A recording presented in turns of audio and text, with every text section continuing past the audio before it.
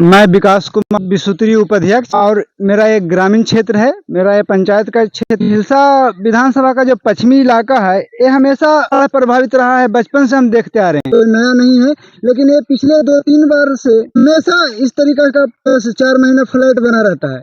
और इसका रीजन है पदाधिकारी को एरी मानसिकता, पदाधिकारी का रवैया ही है एरिया फ्लैट बना रहे, करोड़ करोड़ का ट्रांजेक्शन करें, गमन करें, किसान मौत मरते रहे।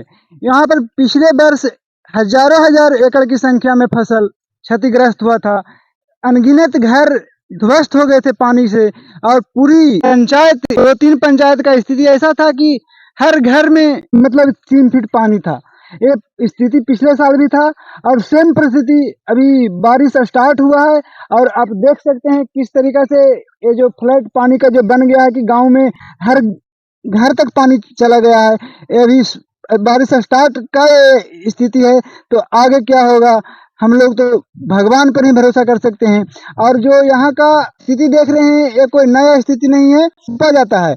क्योंकि मैं पिछले फ्लैट हुआ था तो डीओ प्रवीण कुमार को हमने स्पष्ट कहा था कि सर आप जमुआरा से 10 किलोमीटर ऊपर से लेकर के आप मेरा प्रखंड का जो गुलरिया बीघा गांव है उसके 5 किलोमीटर नीचे तक दोनों साइड तटबंध पे बोल्डर दे करके, बजाते बोल्डर और आपका गवर्नमेंट बैग आया है, बैग के जरिए तटबंध को मरम्मत किया जाए, कंट्रोल किया जा सके। ये भी काम नहीं होता है। तटबंध पे सिर्फ नदी का रेत जहां तहां आधा अधूरा मरम्मत कर दिया जाता है। अभी पानी आए तो कहीं न कहीं से वो आप बन जाए, ये परिस्थिति है।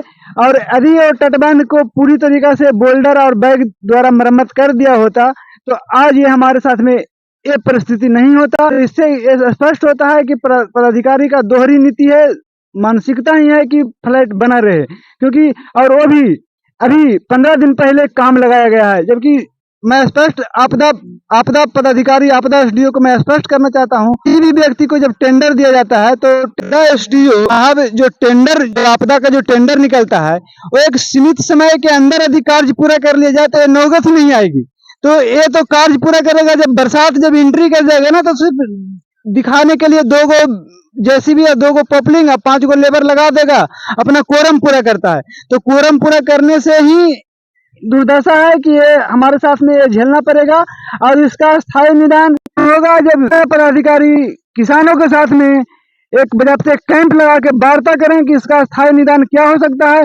गांव के बुजुर्ग लोग हैं, जो हमारे क्षेत्र के बुजुर्ग लोग हैं, जो पूर्वजों से इस चीज को झेलते आए हैं, उनसे रूबरू हों। तो यहाँ तो डीएम साहब भी विजिट करते हैं, तो वैसे आए, बीडीओ साहब, एसडीओ साहब आए, पेपर वर्क किए, मुआयना किए, चल दिए। ये जो आपका घोषणा से 15 दिन पहले किसी जनप्रतिनिधि के बुजुर्ग लोगों को सूचना दिए, आपने सूचना नहीं दिया। सिर्फ और सिर्फ बीडीओ और एसडीओ को इनकी अच्छी जानकारी रखते हैं, ऐसे लोगों के साथ में आप वार्ता करें कि इसका स्थायी निदान क्या हो सकता है। मैं तो ये भी कहूंगा कि जो उबेरा स्थान में जो डैम बनाया गया है उसको आप 4 महीने एक उसको टारगेट दें कि आपका वाटर लेवल का क्या डेंसिटी है, और डेंसिटी के अलावा जो एक्स्ट्रा पानी होता है उसको निकालने के लिए आप एक गेट या 2 गेट कंटिन्यू ओपन रखें, ताकि वो स्लो मोशन में पानी का बहाव होते रहे। हमारी कैपेसिटी है 1 केजी का ढोने का, आप मेरे ऊपर 15,000 केजी डाल दीजिएगा तो कहीं ना कहीं फ्लड करेगा।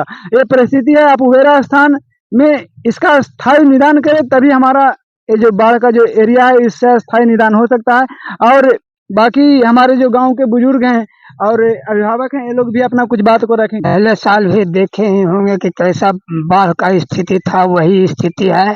गांव पूरा त्राहिमाम है। 11 एकड़ भूमि है जो कि पहले भी फसल का है जो कि मोहताज रहा, इस बार तो है जो कि उसी स्थिति में है।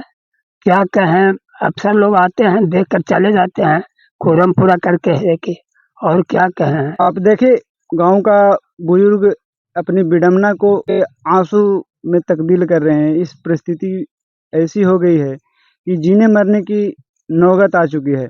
और मैं स्पष्ट करना चाहता हूं जिला पदाधिकारी को जो मेरा किराए पर प्रखंड में जितने आवंटन किया गया है पिछले साल ये बाढ़ आपदा के नाम पे, जितने राशि निकाला गया, वो एक बार वो राशि पूरी तरीके से यदि सही सलामत सही दिशा में काम कर दिया जाए तो हर साल का जो स्थिति है, हर साल का स्थिति है वो नौगत ही नहीं आएगा।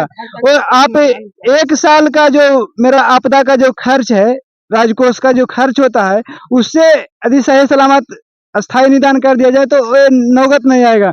लेकिन आप तो ऐसा करेंगे नहीं, आपको तो सिर्फ हर साल इतना खर्चा करना है, हर साल हम किसानों को शोषण करना है। तो मैं आपसे गुजारिश करूंगा कि आप खुद ये चीज को समझे और ये जो गरीब का हाय श्राप है न लें अपने ऊपर। घर में बैठ के बच्चे रो रहे हैं, माताएं रो रही है, और मैं इससे ज्यादा क्या कह सकता हूँ। पूरा स्थिति खराब है सर, है जो कि घर से है जो कि निकलने का कोई रास्ता नहीं है, पूरा परिवार त्राहिमाम है। कुछ तो कीजिए है जो कि बचाने के लिए। लोग को आत्महत्या करने पर मजबूर मत कीजिए सर, और क्या कहें, बहुत है जो कि मतलब हम लोग झेल रहे हैं, कहते नहीं बन रहा है इस समय। ये आप देख सकते हैं किसानों और गार्जियन का क्या हाल है।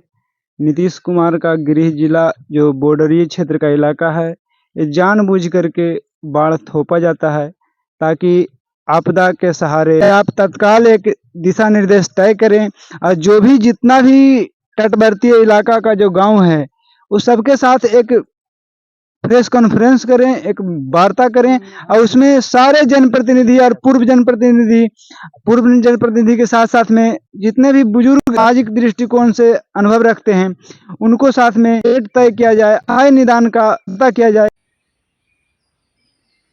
घर में